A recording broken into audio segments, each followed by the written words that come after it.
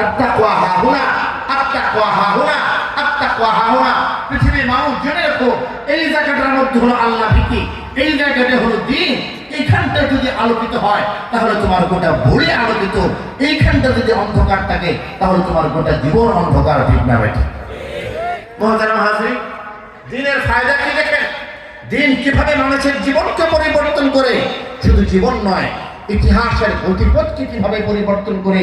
দুজন নারীর দ্বীনের কথা আমি শুধু বলবো, সবাই শুধু পুরুষের বয়ান করে, আমি দুজন নারীর দ্বীনের কথা বলে যাই। একজনের হযরত হাজরা আলাইহিস সালাতু ওয়াস সালাম, যিনি এক নবীর, হযরত ইব্রাহিম আলাইহিস সালাতু ওয়াস সালামের স্ত্রী হযরত হাজরা, হযরত ইসমাঈল আলাইহিস সালামের মা হযরত হাজরা, একজন মহিষী নারী, নবীর পত্নী, নবীর মা। দ্বীন তার দিলের মধ্যে কিভাবে ঢুকেছিল, দ্বীনের ইয়াকিন তার দিলের মধ্যে কিভাবে ঢুকেছিল, দ্বীনের ফোকাস